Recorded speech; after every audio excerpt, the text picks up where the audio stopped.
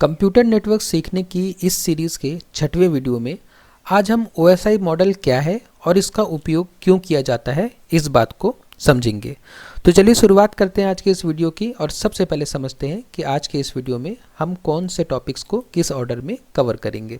तो सबसे पहले हम समझेंगे कि OSI मॉडल क्या होता है, उसके बाद में हम समझेंगे कि OSI मॉडल का उपयोग क्यों किया जाता है और उसके बाद OSI मॉडल की 7 लेयर्स और उनके कार्यों के बारे में जानेंगे हम और उसके बाद आज की इस वीडियो को कंक्लूड करेंगे।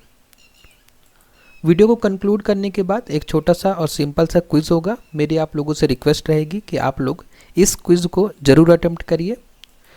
उसके बाद में मैं आपको बताऊंगा कि कैसे आप इस टॉपिक के कंप्लीट नोट्स को डाउनलोड कर सकते हैं। तो चलिए शुरुआत करते हैं आज के इस वीडियो की और सबसे पहले समझते हैं कि OSI मॉडल क्या होता है। तो OSI मॉडल नेटवर्किंग का एक थ्योरेटिकल मॉडल है। तो OSI मॉडल जिसका फुल फॉर्म होता है ओपन सिस्टम्स इंटरकनेक्शन, इसका मतलब कि सारे टाइप के सिस्टम जो कि हमारे इंटरनेट में है या सारे डिवाइसेस ओपन है कनेक्ट करने के लिए आपस में। ठीक है, इंटरकनेक्शन मतलब होता है कि दो डिफरेंट डिवाइसेस का कनेक्शन। तो ओपन सिस्टम इंटरकनेक्शन मतलब होता है कि सारे डिवाइसेस ओपन है आपस में कनेक्ट करने के लिए और कम्युनिकेट करने के लिए। तो OSI मॉडल नेटवर्किंग का एक थ्योरेटिकल मॉडल है, सैद्धांतिक मॉडल है, मतलब थ्योरेटिकल मॉडल है। थ्योरेटिकल मॉडल मतलब कि इस मॉडल को हम इम्प्लीमेंट नहीं करते इंटरनेट में या नेटवर्क में, इस मॉडल को हम इम्प्लीमेंट नहीं करते, ये समझने के लिए है। क्या समझने के लिए है?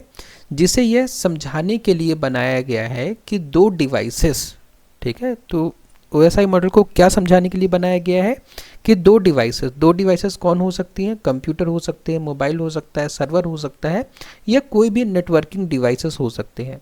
तो दो डिवाइसेस आपस में डेटा का आदान प्रदान कैसे करती हैं, इस बात को समझाने के लिए OSI मॉडल बनाया गया है। ठीक है, तो आज हम समझेंगे OSI मॉडल के बारे में, जिससे हम ये समझ जाएंगे कि दो डिवाइसेस इंटरनेट में या नेटवर्क में आपस में कम्युनिकेट किस तरीके से करती हैं। तो अब चलिए अब हम समझते हैं कि OSI मॉडल क्यों उपयोग किया जाता है। तो OSI मॉडल उपयोग किए जाने के पीछे 2-3 रीज़न है, हम एक एक करके सारे रीजंस को समझेंगे। तो सबसे पहला कारण है OSI मॉडल का उपयोग करने का, वो है कि नेटवर्क कम्युनिकेशन को आसान बनाता है। तो OSI मॉडल का यूज़ करके हम नेटवर्क कम्युनिकेशन को आसान बनाते हैं। OSI मॉडल डेटा को 7 अलग अलग स्टेजेस में बांटता है। तो OSI मॉडल क्या करता है कि डेटा को 7 डिफरेंट स्टेजेस में बांटता है, जिससे इसे समझना और मैनेज करना आसान हो जाता है। तो डेटा को हम क्या कर रहे हैं कि 7 डिफरेंट स्टेजेस में बांट रहे हैं, उससे डेटा के कम्युनिकेशन को समझना और मैनेज करना आसान हो जाता है। ठीक है, तो OSI मॉडल का उपयोग हम क्यों कर रहे हैं? ताकि हमारा डेटा कम्युनिकेशन आसान हो सके। उसके बाद जो दूसरा कारण है कि हम OSI मॉडल का उपयोग करते हैं, वो है कि अलग अलग कंपनियों के नेटवर्किंग डिवाइसेस को आपस में कनेक्ट करने के लिए। क्या होता है कि नेटवर्किंग में या इंटरनेट में जो भी डिवाइसेस होती हैं सब अलग अलग मैन्युफैक्चरर होते हैं हर डिवाइस के। तो अलग अलग मैन्युफैक्चरर हैं तो उनके डिवाइस बनाने का तरीका अलग होगा, तो इससे हमारा कम्युनिकेशन प्रभावित ना हो। ठीक है, इसलिए OSI मॉडल का उपयोग किया जाता है। यह मॉडल सभी कंपनियों जैसे सिस्को, HP, डेल आदि के नेटवर्किंग उपकरणों को आपस में एक स्टैंडर्ड प्रोसीजर के तहत जोड़ने की सुविधा देता है। तो क्या होता है कि सारे डिवाइसेस जो हैं वो डिफरेंट कंपनियों द्वारा बनाए गए हैं, लेकिन जब ये नेटवर्क में कम्युनिकेट करे तो इनके कम्युनिकेशन का जो रूल हो वो सेम होना चाहिए। तो इसलिए OSI मॉडल एक रूल प्रोवाइड करता है जो कि सब कंपनियों के लिए सेम है, ताकि सभी का कम्युनिकेशन जो है वो आसानी से हो सके और कम्युनिकेशन में कोई प्रॉब्लम ना आए। ठीक है, तो ये 2 कारण हो गए कि हम OSI मॉडल का उपयोग क्यों करते हैं। पहला कारण कि डेटा कम्युनिकेशन को आसानी से समझा जा सके या आसानी से किया जा सके, और दूसरा कि सभी कंपनियों के नेटवर्किंग डिवाइसेस अलग अलग होते हैं, तो वो अलग अलग कंपनियों के नेटवर्किंग डिवाइसेस आपस में कम्युनिकेट कर सके। और तीसरी वजह है कि हम OSI मॉडल का उपयोग करते हैं कि डेटा ट्रांसफ़र में जो एरर आए उनको कम करने के लिए। ठीक है, तो अगर डेटा ट्रांसफ़र में कुछ एरर आए ठीक है। एरर तो आ ही सकती है क्योंकि हम क्या कर रहे हैं, हम अपने डेटा को नेटवर्क में भेज रहे हैं, इंटरनेट में भेज रहे हैं, तो वहाँ बहुत सारे एक्सटर्नल फैक्टर्स हो सकते हैं जो हमारे डेटा को प्रभावित करेंगे। तो जो एरर्स हैं वो कम से कम आए, इसलिए भी हम OSI मॉडल का उपयोग करते हैं। तो OSI मॉडल प्रत्येक स्टेप पर डेटा की जांच और सुधार करता है। तो OSI मॉडल क्या करता है कि जब भी डेटा को हमने आगे फॉरवर्ड किया तो OSI मॉडल उनको क्या करता है कि चेक करता है, और अगर कुछ गलती हो रही है उस डेटा में तो उसको सुधार भी करता है, जिससे सही डेटा डेस्टिनेशन तक पहुंचता है। ठीक है, कि सोर्स ने एक डेटा भेजा है, अब वो डेटा सही डेटा जो सोर्स ने भेजा है वही डेस्टिनेशन तक पहुंचे, इस बात की रिस्पॉन्सिबिलिटी भी कौन लेता है, OSI मॉडल। तो इसलिए हमें OSI मॉडल का उपयोग करना जरूरी है जब भी हम नेटवर्क में कम्युनिकेट करते हैं। ठीक है, तो ये 3 वजह हैं जिसके कारण हम OSI मॉडल का उपयोग करते हैं। अब हम समझते हैं कि OSI मॉडल की 7 लेयर कौन सी हैं और उनके कार्य क्या होते हैं। तो OSI मॉडल की जो 7 लेयर हैं वो ये हैं: application layer, presentation layer, session layer, transport layer, network layer, data link layer और फिजिकल लेयर। तो ये 7 लेयर है, हमारा डेटा इन लेयर्स के थ्रू ही ट्रेवल करेगा। ठीक है, और हम अभी आगे इस वीडियो में समझेंगे कि किस तरीके से हमारा डेटा इन लेयर्स में ट्रेवल होकर जाएगा और रिसीवर के पास पहुंचेगा। तो OSI मॉडल नेटवर्क कम्युनिकेशन के विभिन्न स्टेजेस को दर्शाती है। ठीक है, तो OSI मॉडल क्या बता रहा है कि नेटवर्क कम्युनिकेशन में विभिन्न स्टेप्स क्या होंगे, कि पहले क्या करेंगे डेटा के साथ, फिर क्या करेंगे डेटा के साथ, फिर क्या करेंगे डेटा के साथ। तो ये सारी चीज़ें कौन बताता है, OSI मॉडल बताता है। उसके बाद में अब ये लेयर्स हैं, इनको याद करना जब आप पहली बार पढ़ेंगे तो आपको लगेगा कि इसको याद करना बहुत मुश्किल है। ठीक है, लेकिन अपने एक्सपीरियंस से बता रहा हूँ मैं कि आपको इससे रटने की ज़रूरत नहीं है। ठीक है, इन लेयर्स को सीक्वेंस में रटने की ज़रूरत आपको नहीं है। जैसे जैसे आप इनकी फंक्शनैलिटीज़ पढ़ते जाएंगे और आप इनको समझते जाएंगे तो आपको वैसे ही याद हो जाएगा। लेकिन फिर भी OSI मॉडल की 7 लेयर्स के नामों को याद रखने के लिए शॉर्टकट या निमोनिक्स का उपयोग किया जाता है। तो मैंने एक निमोनिक बनाया है, मैंने एक शॉर्टकट बनाया है। अगर आप चाहें तो जैसे आप अभी इनिशियल स्टेज में है, पहली बार OSI मॉडल पढ़ रहे हैं, तो आप इस निमोनिक का या शॉर्टकट का उपयोग करके इन लेयर्स को सीक्वेंस में याद रख सकते हैं। लेकिन मैं आपको बता दूं कि जैसे जैसे आप इसको पढ़ते जाएंगे, जितनी बार पढ़ते जाएंगे, आपको ये लेयर्स अपने आप याद हो जाएंगे, आपको किसी शॉर्टकट की ज़रूरत नहीं है। लेकिन फिर भी एक शॉर्टकट है कि अशोक, अशोक से मतलब एप्लीकेशन। ठीक है, अशोक, प्रताप, प्रताप मतलब पी से प्रेजेंटेशन, और सिंह, सिंह से एस। ठीक है, तो एस से सेशन लेयर। तो से मतलब, तो मतलब क्या होता है, टी है ना, तो से ट्रांसपोर्ट, और उसके बाद नहीं मतलब नेटवर्क। ठीक है, नहीं मतलब एन से शुरू होता है ना। उसके बाद देता मतलब डी से मतलब डेटा लिंक लेयर, और उसके बाद पैसा, पैसा मतलब फिजिकल लेयर क्योंकि पी शुरू होता है। तो अगर आप इस सेंटेंस को याद कर लेंगे तो आप इन लेयर्स को सीक्वेंस में याद कर सकते हैं। ठीक है, वो सेंटेंस क्या है कि अशोक प्रताप सिंह तो नहीं देता पैसा। तो अगर आप इस सेंटेंस को याद कर लेंगे तो आप इस सेंटेंस के थ्रू इन लेयर्स को सीक्वेंस में याद कर सकते हैं। लेकिन जैसे जैसे आप पढ़ते जाएंगे तो आपको इसकी ज़रूरत नहीं पड़ेगी। ठीक है, तो चलिए अब हम आगे बढ़ते हैं और समझते हैं कि नेटवर्क में कम्युनिकेशन किस तरीके से होता है। ठीक है, हम मान लेते हैं कि ये सोर्स है और ये डेस्टिनेशन है। सोर्स क्या करेगा, डेटा को सेंड करेगा, और डेस्टिनेशन जो है डेटा को रिसीव करेगा। हर लेयर का एक विशिष्ट कार्य होता है और ये सभी मिलकर डेटा को सोर्स से डेस्टिनेशन तक पहुंचाने की प्रक्रिया को संपन्न करते हैं। तो अब अगर सोर्स ने कोई डेटा भेजा है किसको, डेस्टिनेशन को, तो वो डेटा इन लेयर्स के थ्रू जाएगा और हर एक लेयर का अपना काम होता है। तो जैसे डेटा एप्लीकेशन लेयर के पास गया तो एप्लीकेशन लेयर उस डेटा पे अपना काम करेगा, उसके बाद में प्रेजेंटेशन लेयर अपना काम करेगा, उसके बाद सेशन लेयर अपना काम करेगा, फिर ट्रांसपोर्ट लेयर, फिर network layer, data link layer, फिर फिजिकल लेयर उसको क्या करेगा, सिग्नल्स में बदलेगा। फिर हमारा डेटा वायर के माध्यम से जाएगा और ये बीच में राउटर्स होते हैं। ठीक है, नेटवर्क में बहुत सारे राउटर्स होते हैं। तो हमारे डेटा इन राउटर्स के थ्रू जो सबसे शॉर्टेस्ट पाथ होगा उस पाथ के थ्रू जाएगा किसके पास में, रिसीवर के पास में। फिर रिसीवर के पास जब डेटा पहुंचेगा तो पहले फिजिकल लेयर, फिर डेटा लिंक लेयर, फिर नेटवर्क लेयर, फिर ट्रांसपोर्ट लेयर, फिर सेशन लेयर, फिर प्रेजेंटेशन लेयर, फिर एप्लीकेशन लेयर से होता हुआ जो डेस्टिनेशन होगा उसके कंप्यूटर में पहुंचेगा। ठीक है, तो इस तरीके से कम्युनिकेशन होता है सोर्स और डेस्टिनेशन के बीच में। तो अब हम समझेंगे कि हर एक लेयर का क्या काम होता है और हर एक लेयर उस मैसेज के साथ क्या करता है, ये अब हम समझते हैं। तो सबसे पहले एप्लीकेशन लेयर। एप्लीकेशन लेयर का क्या काम होता है कि उपयोगकर्ता और नेटवर्क के बीच इंटरफेस प्रदान करना। उपयोगकर्ता मतलब यूज़र, यूज़र मतलब हम लोग, ठीक है, जैसे हम लोग यूज़ कर रहे हैं इंटरनेट का, तो यूज़र और नेटवर्क, नेटवर्क मतलब जैसे इंटरनेट, ठीक है, तो यूज़र और नेटवर्क के बीच इंटरफेस प्रदान करता है कौन? Application layer. ओके, डेटा भेजने और प्राप्त करने की प्रक्रिया को नियंत्रित करता है कौन? Application layer. तो हम लोग क्या करते हैं कि इस OSI मॉडल से इंटरेक्ट करते हैं एप्लीकेशन लेयर के थ्रू, मतलब हम डेटा किसको दे रहे हैं? एप्लीकेशन लेयर को, ठीक है। उसके बाद में एप्लीकेशन लेयर में जो प्रोटोकॉल्स यूज़ होते हैं, आपने नाम सुने होंगे इनके, जैसे HTTP, HTTPS, वेब पेज खोलने के लिए ये प्रोटोकॉल उपयोग किए जाते हैं। SMTP, POP3, IMAP ईमेल भेजने और प्राप्त करने के लिए उपयोग किए जाते हैं, और FTP क्या होता है? फाइल ट्रांसफ़र के लिए उपयोग किया जाता है। जब आप अपने मोबाइल में क्रोम ब्राउज़र खोलकर google.com सर्च करते हैं तो HTTP या HTTPS प्रोटोकॉल के माध्यम से आपका रिक्वेस्ट इंटरनेट पर भेजा जाता है।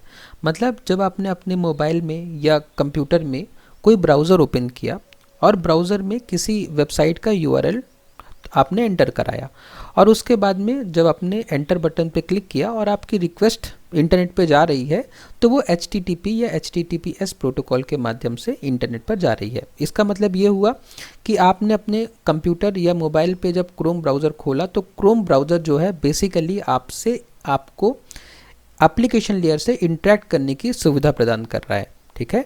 आपने क्रोम ब्राउज़र के माध्यम से अपना मैसेज किसको भेज दिया? एप्लीकेशन लेयर को भेज दिया। उसी तरीके से जब आप जीमेल ओपन करते हैं तो आप जीमेल के माध्यम से अपना मेल जो है एप्लीकेशन लेयर को भेज रहे होते हैं, ठीक है। उसी तरीके से जब आप व्हाट्सएप ओपन करते हैं तो व्हाट्सएप में आप क्या कर रहे हैं कि आप अपना मैसेज किसको भेज रहे हैं? एप्लीकेशन लेयर को भेज रहे हैं। अब एप्लीकेशन लेयर की जिम्मेदारी है कि उस मैसेज को आगे प्रेजेंटेशन लेयर तक फॉरवर्ड करे। ओके, उसके बाद में तो सबसे पहले प्रेजेंटेशन लेयर आपके द्वारा मिले हुए मैसेज को, जो कि एप्लीकेशन लेयर ने प्रेजेंटेशन लेयर को भेजा है, उसमें क्या करेगा कि डेटा को विभिन्न फॉर्मेट्स में बदलना। तो प्रेजेंटेशन लेयर सबसे पहले क्या करेगा कि आपके द्वारा जो भेजा हुआ मैसेज है, जो कि ह्यूमन अंडरस्टैंडेबल फॉर्म में है, उसको मशीन लैंग्वेज में ट्रांसलेट करेगा, ठीक है। आपने जो मैसेज भेजा है वो तो आप समझ रहे हैं, लेकिन मशीन जिस लैंग्वेज को समझती है उस फॉर्मेट में बदलेगा कौन? Presentation layer.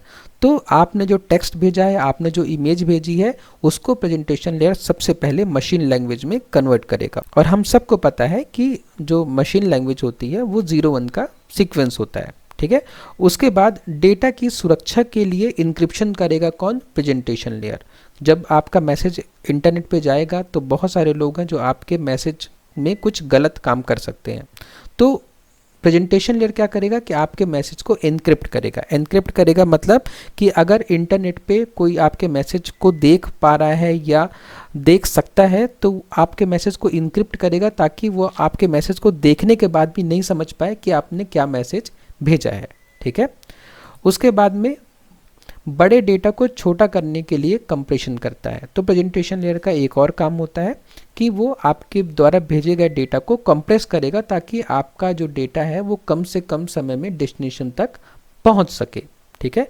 क्योंकि अगर आपका मैसेज बड़ा है तो वो पहुंचने में ज़्यादा टाइम लगेगा, तो कंप्रेस करेगा। कंप्रेस करने से क्या होता है कि आपका जो डेटा होगा वो थोड़ा छोटे साइज़ का हो जाएगा। और कंप्रेशन 2 तरह के होते हैं एक्चुअली, लॉसी होता है, लॉसलेस होता है। तो लॉसी कंप्रेशन में क्या होगा कि जब रिकवर होगा तो कुछ डेटा लॉस हो जाएगा, लेकिन उससे आपको कोई फ़र्क नहीं पड़ेगा, ठीक है। जैसे जब हम व्हाट्सएप में फ़ोटो भेजते हैं तो जो रिसीवर होता है उसको जो फ़ोटो मिलती है वो थोड़ा कंप्रेस्ड होती है, उसका साइज़ कम हो जाता है, लेकिन उससे आपका कोई नुकसान नहीं होता, ठीक है। और लॉसलेस कंप्रेशन होता है, लॉसलेस कंप्रेशन में कोई भी डेटा लॉस नहीं होता, ठीक है। तो इस तरीके से ये सारे काम करेगा कौन? Presentation layer. प्रेजेंटेशन लेयर कौन कौन से प्रोटोकॉल्स का उपयोग करता है? तो प्रेजेंटेशन लेयर ये कुछ प्रोटोकॉल्स हैं जिनको उपयोग करता है, जैसे SSL, TLS डेटा को सुरक्षित करने के लिए, इंक्रिप्शन डिक्रिप्शन के लिए SSL और TSL प्रोटोकॉल का उपयोग होता है। उसके बाद में JPEG, PNG, MP3, MP4 image और वीडियो को सही फॉर्मेट में बदलने के लिए यूज़ किए जाते हैं। जैसे मान लीजिए कि आपने कोई इमेज भेजी, अब वो इमेज तो कन्वर्ट हो गई बाइनरी में, लेकिन जब रिसीवर के पास पहुंचेगी, जो आपका डेस्टिनेशन है उस तक पहुंचेगी, तो उसको वापस बदलना पड़ेगा उसको इमेज या MP3 में। ठीक है, तो उसके लिए इन प्रोटोकॉल्स का उपयोग किया जाता है, JPEG, PNG, MP3 और MP4 वगैरह का। ठीक है, उसके बाद में जब आप किसी वेबसाइट को HTTPS के जरिए खोलते हैं तो SSL और TSL प्रोटोकॉल आपके डेटा को सुरक्षित रखता है। तो जब आप कोई वेबसाइट ओपन कर रहे हैं और आपके URL में HTTPS लिखा हुआ है, तो आपका SSL और TLS प्रोटोकॉल जो है आपके डेटा को एनक्रिप्ट कर देते हैं। लेकिन अगर आपने HTTPS वाली वेबसाइट नहीं खोली है, मतलब आपने जो वेबसाइट खोली है उसके URL में शुरुआत में HTTP है, तो फिर ये SSL और TLS प्रोटोकॉल आपके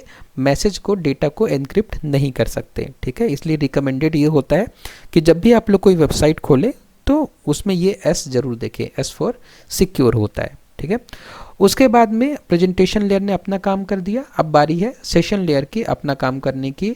तो उसके लिए क्या करेगा, प्रेजेंटेशन लेयर जो उसने डेटा में चेंजेस किए हैं उस डेटा को, चेंज डेटा को सेशन लेयर को देगा। तो अब बारी आती है सेशन लेयर की अपना काम करने की। तो सेशन लेयर का क्या काम होता है कि कम्युनिकेशन की शुरुआत, मैनेज और समाप्ति करना। ठीक है, मतलब सेशन को मैनेज करना। जैसे मान लीजिए कि आपने इंस्टाग्राम, फेसबुक या किसी बैंक की वेबसाइट खोली और आपने उसमें लॉगिन किया। ठीक है, आप लॉगिन है, तो जब तक आप खुद लॉग आउट ना करें तब तक आपका सेशन जो है वो चालू रहे और मैनेज रहे और समाप्त ना हो, इस बात की चिंता कौन करता है, सेशन लेयर। ठीक है, मतलब जो आपने सेशन शुरू किया है वो अपने आप डिस्कनेक्ट ना हो, वो मैनेज रहे। ठीक है, इस चीज़ को देखता है कौन, सेशन लेयर। यदि डेटा ट्रांसफ़र के दौरान कोई समस्या आती है तो सेशन लेयर डेटा को फिर से शुरू करने के लिए चेक पॉइंट्स का उपयोग करता है। ठीक है, ये भी सेशन लेयर का काम होता है। जैसे मान लीजिए कि आप कुछ डाउनलोड कर रहे हैं इंटरनेट से, कोई बड़ी फाइल आप डाउनलोड कर रहे हैं, मूवीज़ या कुछ है ना, ऐसी बड़ी फाइल, तो कई बार ऐसा होता है कि बीच में इंटरनेट चला गया तो आपका जो डाउनलोड है वो रुक जाता है। लेकिन जब आपको वापस इंटरनेट मिलता है और आप डाउनलोडिंग फिर से स्टार्ट होती है, तो सेशन लेयर इस बात पे ध्यान देता है कि आपकी डाउनलोडिंग वहीं से स्टार्ट हो जहाँ से पिछले बार में छूट गया था। ठीक है, तो ये काम होता है सेशन लेयर का। उसके लिए वो चेक पॉइंट्स लगा देता है डिफरेंट फेजेस में, कि अगर मान लीजिए कि इंटरनेट का कनेक्शन जो है वो किस तरीके से बंद हो गया, तो फिर से उस चेक पॉइंट की मदद से वहाँ से फिर से वो शुरू करते। ठीक है, तो ये सारे काम होते हैं सेशन लेयर के। उसके बाद में जो प्रोटोकॉल्स यूज़ होते हैं सेशन लेयर में, वो होता है नेट बायोस, लोकल नेटवर्क में संचार के लिए। उसके बाद में PPTP, point to point tunneling protocol, जो कि वर्चुअल प्राइवेट नेटवर्क कनेक्शन के लिए उपयोग किया जाता है। जब आप जूम कॉल करते हैं तो सेशन लेयर यह सुनिश्चित करता है कि आपकी कॉल तब तक चालू रहे जब तक आप इसे मैन्युअली बंद नहीं करते। तो चाहे आपने जूम कॉल किया हो, चाहे आपने व्हाट्सएप कॉल किया हो, ठीक है, तो ये सारी कॉल्स का जो सेशन होता है वो सेशन लेयर मैनेज करता है। ठीक है, और तब तक बंद नहीं होता जब तक कि आप खुद उसे मैनुअली बंद ना करते। तो सेशन लेयर ने अपना काम कर दिया। अब बारी है किसकी, ट्रांसपोर्ट लेयर की। तो सेशन लेयर ने डेटा पे जो भी काम किया है उस काम को करने के बाद वो डेटा किसको देगा, ट्रांसपोर्ट लेयर को। अब ट्रांसपोर्ट लेयर की बारी है अपना काम करने की। तो ट्रांसपोर्ट लेयर के मुख्य कार्य क्या होते हैं, डेटा को छोटे सेगमेंट्स में तोड़ना और रिसीवर पर पुनः जोड़ना। तो ट्रांसपोर्ट लेयर क्या करता है कि जो डेटा सेशन लेयर से मिला है उसको छोटे छोटे सेगमेंट्स में डिवाइड कर देता है। ठीक है, और जब रिसीवर तक ये डेटा पहुंचता है तो ट्रांसपोर्ट लेयर ही उसको वापस अरेंज करता है जैसे शुरुआत में डेटा था। ठीक है, उसके लिए वो सीक्वेंस नंबर का यूज़ करता है। हर एक सेगमेंट में एक नंबर देता है जिसे हम सीक्वेंस नंबर कहते हैं, और उस सीक्वेंस नंबर की मदद से ही वो रिसीवर में डेटा को फिर से सही ऑर्डर में लगा देता है। उसके बाद में एरर कंट्रोल और फ्लो कंट्रोल करना भी ट्रांसपोर्ट लेयर का काम होता है। एरर कंट्रोल मतलब कि अगर इस ट्रांसमिशन के दौरान डेटा में कुछ एरर आ जाती है तो उसको ठीक करने का काम ट्रांसपोर्ट लेयर करता है। और फ्लो कंट्रोल करना मतलब ये होता है कि ट्रांसपोर्ट लेयर की जिम्मेदारी होती है कि अगर रिसीवर डेटा रिसीव उतनी स्पीड से नहीं कर पा रहा जितनी स्पीड से ये सेंडर सेंड कर रहा है, तो ट्रांसपोर्ट लेयर की जिम्मेदारी होती है कि फ्लो को उतना ही रखे जितना रिसीवर रिसीव कर पाए, मतलब डेटा के फ्लो को बेसिकली कंट्रोल करना। उसके बाद में जो प्रोटोकॉल्स उपयोग होते हैं ट्रांसपोर्ट लेयर में वो है टीसीपी और यूडीपी, बहुत ही इंपॉर्टेंट प्रोटोकॉल्स हैं। टीसीपी का फुल फॉर्म होता है ट्रांसमिशन कंट्रोल प्रोटोकॉल। ये विश्वसनीय डेटा ट्रांसमिशन के लिए होता है। तो आपको अगर रिलायबल डेटा सेंड करना है, मतलब आप चाहते हो कि जो डेटा मैं सेंड करूँ वो पहुँच ही जाए, तो आप टीसीपी ट्रांसमिशन कंट्रोल प्रोटोकॉल का उपयोग करेंगे। और यूज़र डेटाग्राम प्रोटोकॉल तेज़ लेकिन अनिश्चित डेटा ट्रांसमिशन के लिए, तो इसमें डेटा कुछ लॉस भी हो सकता है, ठीक है, यूडीपी में, लेकिन इसमें डेटा का जो रीच होता है वो फास्ट होता है, डेटा जल्दी पहुंच जाता है, ठीक है। तो दो प्रोटोकॉल होते हैं। हम इस कोर्स में इन प्रोटोकॉल्स के बारे में बाद में डिटेल से भी समझेंगे।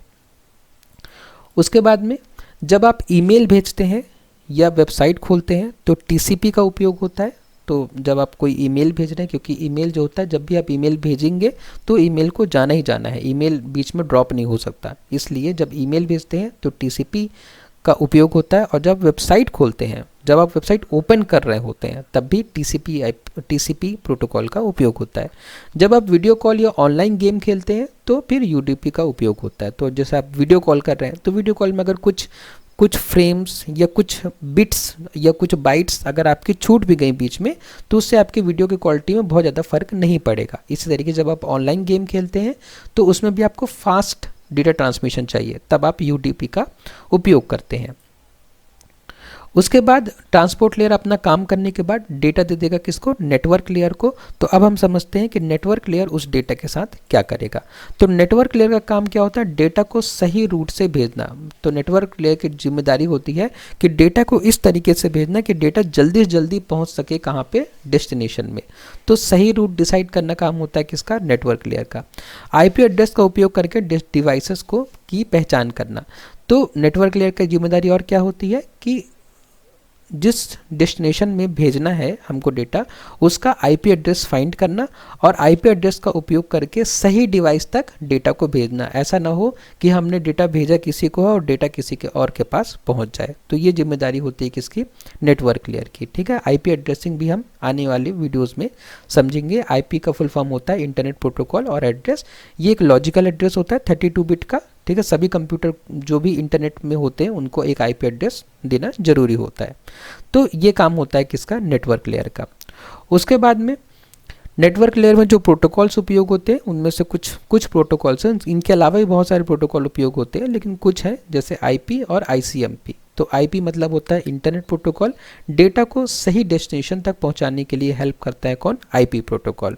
और उसके बाद में एक और प्रोटोकॉल है आईसीएमपी, मतलब internet control message protocol, network error message भेजने के लिए। कि अगर मान लीजिए कि डेटा भेजते समय कुछ एरर आ गई, तो क्या एरर आई है, ये आईसीएमपी प्रोटोकॉल हमें बताएगा कि ये एरर आई है। एरर मैसेज भेजने के लिए आईसीएमपी प्रोटोकॉल का उपयोग होता है। उसके बाद जब आप किसी वेबसाइट को खोलते हैं, किसी वेबसाइट को जब आप ओपन करते हैं, तो डीएनएस मतलब domain name system protocol Google के नाम को आईपी एड्रेस में बदल देता है और डेटा उस आईपी एड्रेस तक भेज जाता है। तो हमने पहले भी इस बात की चर्चा की थी कि जब आप कोई वेबसाइट खोलते हैं तो सबसे पहले हम तो वेबसाइट का यूआरएल दे रहे हैं, हमको तो नाम ही याद है, लेकिन सबसे पहले जो डोमेन नेम सिस्टम होगा वो क्या करेगा, वेबसाइट के यूआरएल को आईपी एड्रेस में बदलेगा, ठीक है। और आईपी एड्रेस जैसे ही मिला तो वैसे ही काम शुरू हो गया किसका, नेटवर्क लेयर का काम शुरू हो गया।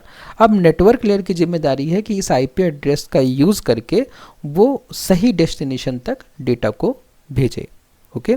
उसके बाद में नेटवर्क लेयर जब अपना काम खत्म कर देगा तो डेटा मिलेगा किसको, डेटा लिंक लेयर को। अब डेटा लिंक लेयर का क्या काम होता है, डेटा लिंक लेयर का काम होता है यह लेयर नेटवर्क लेयर से प्राप्त डेटा को छोटे छोटे फ्रेम्स में बांटती है। तो जो नेटवर्क लेयर से हमको पैकेट्स मिले, ठीक है, पहले ट्रांसपोर्ट लेयर ने क्या किया, मैसेज को सेगमेंट्स में डिवाइड किया, फिर नेटवर्क लेयर ने क्या किया, उन सेगमेंट्स को अगर ज़रूरत है तो फर्दर पैकेट्स में डिवाइड किया, ठीक है, और अपना हेडर टेलर लगाया। तो वो सारी चर्चा हम बाद में करेंगे, क्योंकि अगर हम सारे ही कॉन्सेप्ट्स को अभी क्लियर करेंगे तो वीडियो बहुत ज़्यादा बड़ा हो जाएगा। मैं आपको बस बता रहा हूँ कि किस लेयर का क्या काम है और किस लेयर में कौन से प्रोटोकॉल्स उपयोग होते हैं और कौन सी लेयर क्या करती है, ठीक है।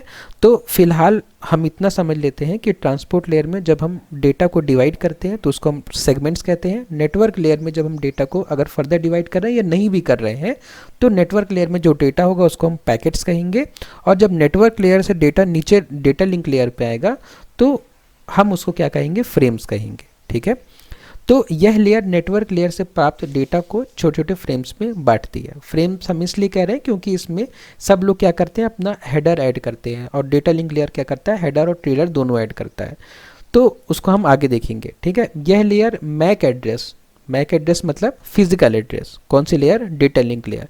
तो data link layer MAC address मतलब फिजिकल एड्रेस का उपयोग करके डेटा को सही डिवाइस तक पहुंचाती है। तो डेटा लिंक लेयर का क्या काम होता है, डेटा लिंक लेयर का काम होता है कि एक होस्ट से दूसरे होस्ट तक डेटा को पहुंचाना, ठीक है, फिजिकल एड्रेस का उपयोग करके। नेटवर्क लेयर लॉजिकल एड्रेस का उपयोग करती है और data link layer physical address का उपयोग करती है डेटा को होस्ट तक पहुंचाने के लिए। यह लेयर मतलब data link layer MAC address का उपयोग करके डेटा को सही डिवाइस तक पहुंचाती है।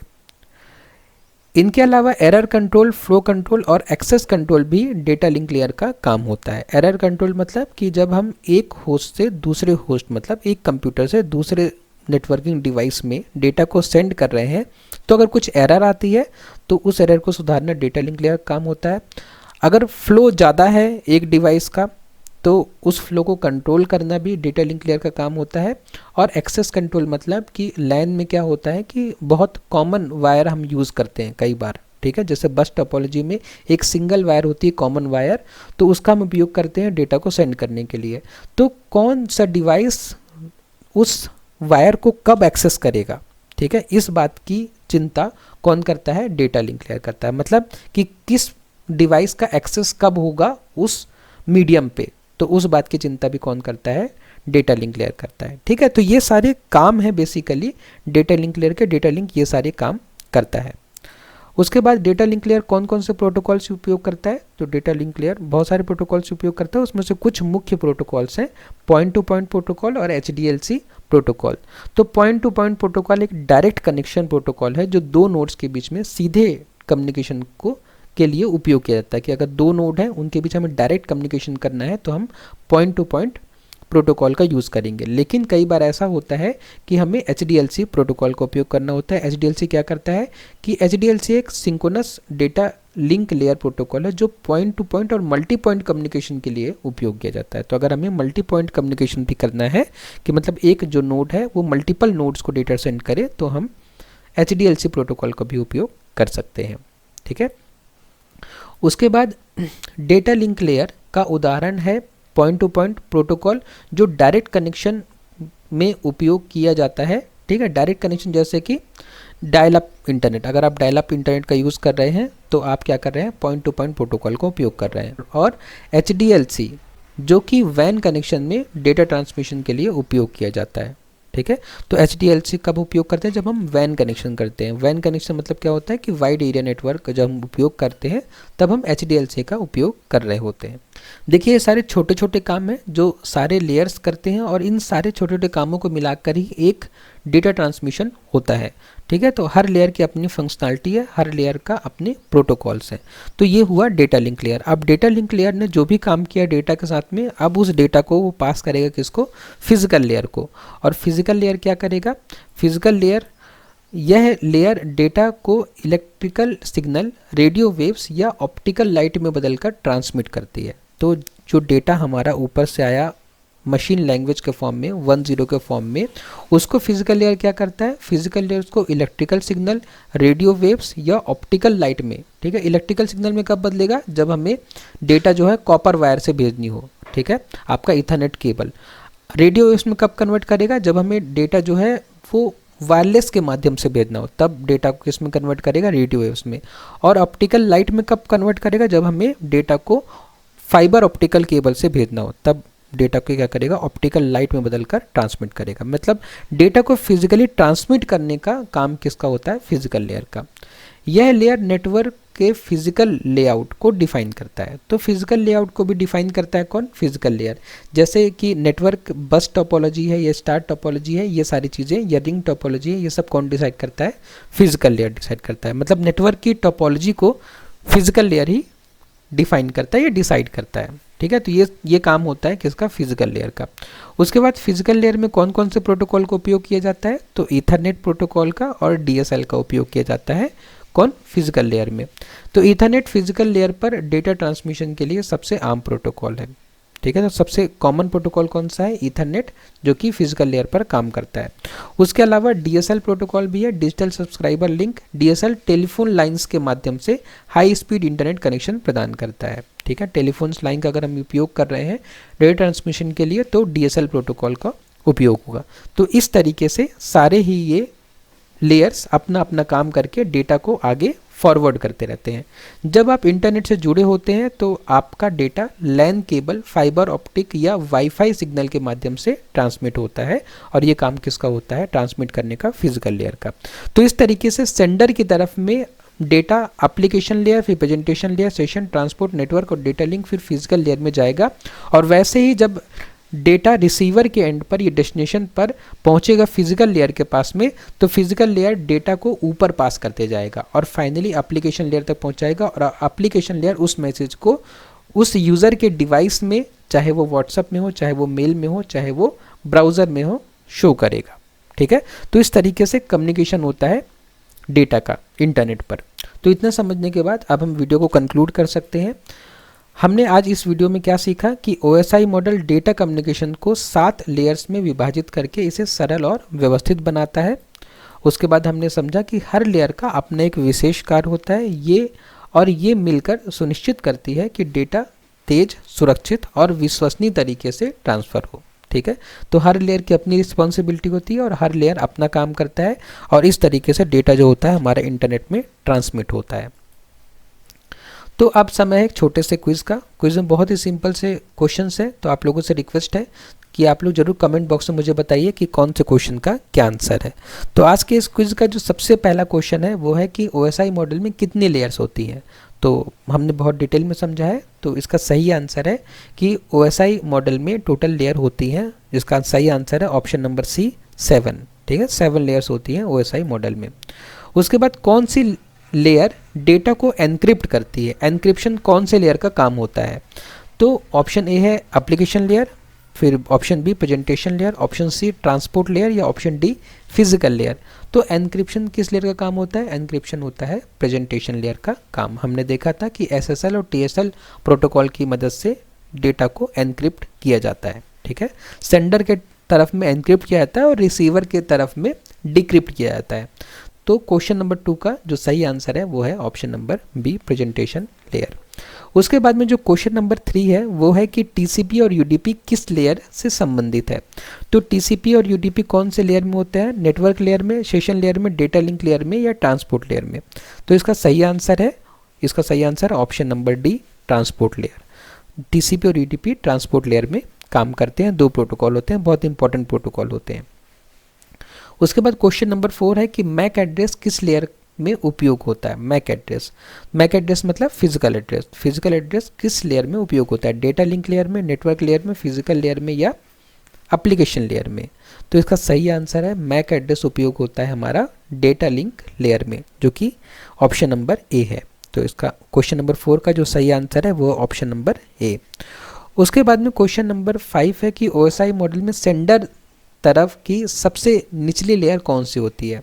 तो अगर हम सेंडर साइड से देखें तो सेंडर तरफ में सबसे नीचे की लेयर कौन सी होती है? एप्लीकेशन लेयर, ये तो सबसे ऊपर की होती है। प्रेजेंटेशन लेयर, ये तो सेकंड नंबर की होती है। फिजिकल लेयर, हाँ फिजिकल लेयर सबसे नीचे होती है, क्योंकि सेशन लेयर तो प्रेजेंटेशन लेयर के बाद आता है। तो इस क्वेश्चन नंबर 5 का जो सही आंसर है वो है option number C, physical layer, जो कि सबसे आखिरी लेयर होती है सेंडर की तरफ में। तो ये थे आज के क्विज के 5 क्वेश्चंस। तो आप लोग मुझे कमेंट बॉक्स में बताइए कि आपने 5 में से कितने क्वेश्चन सही सोचे या सही आपने कमेंट बॉक्स में मुझे बताएं। तो अगर आपको इस टॉपिक की कंप्लीट नोट्स चाहिए तो नीचे डिस्क्रिप्शन बॉक्स में गूगल ड्राइव का लिंक दिया हुआ है, आप उस लिंक को क्लिक करके इस टॉपिक की कंप्लीट नोट्स को डाउनलोड कर सकते हैं और खुद से भी इस टॉपिक को पढ़ सकते हैं। तो आज के वीडियो में बस इतना ही। अगर आपको वीडियो पसंद आया तो वीडियो को लाइक करें, शेयर करें अपने फ्रेंड्स के साथ में, और चैनल को सब्सक्राइब करें। आपने वीडियो को लास्ट तक देखा उसके लिए बहुत बहुत धन्यवाद।